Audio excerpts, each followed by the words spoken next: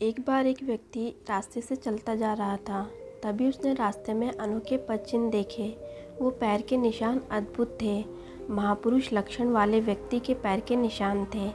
पद चिन्ह में चक्र और हजारों नेमी यानी कि आरा साफ साफ दिखाई दे रहे थे। ये देख उसने सोचा, ये तो अद्भुत पैरों के निशान हैं। ये मनुष्य के पाँव के निशान तो नहीं लग रहे। उसने उस पैरों के निशान का पीछा किया और एक वृक्ष के पास पहुंचा, जहां भगवान बुद्ध पद्मासन लगाकर बैठे हुए थे। उसने भगवान बुद्ध से पूछा कि क्या आप देवता हो? भगवान बुद्ध ने मना किया। उस व्यक्ति ने फिर पूछा, आप गंधर्व होंगे? भगवान बुद्ध ने मना किया।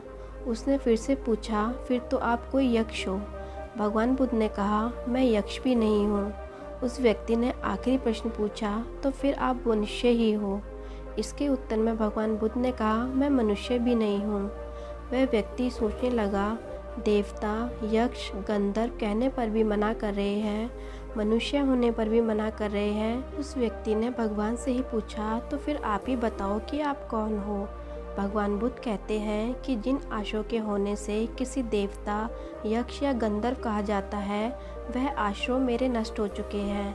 जैसे कमल कीचड़ में ही पैदा होता है, उसी में बड़ा होता है, लेकिन कीचड़ या पानी से लिप्त रहकर उसके ऊपर रहता है।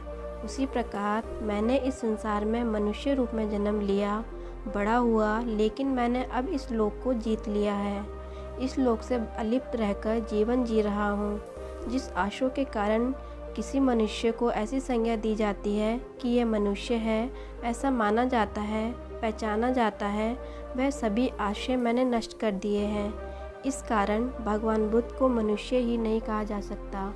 अंत में भगवान बुद्ध कहते हैं कि सभी आश्रय को नष्ट करने के कारण मैं देव, गंधर्व या यक्ष नहीं हूँ। ना ही मुझे मनुष्य समझ, तू मुझे बुद्ध समझ। नमो बुद्धाय। दोस्तों, आशा करती हूँ इस कहानी के माध्यम से आप समझ गए होंगे कि भगवान बुद्ध कौन थे। फिर आऊँगी एक नई मोटिवेशनल वीडियो के साथ। तब तक के लिए नमो बुद्धाय।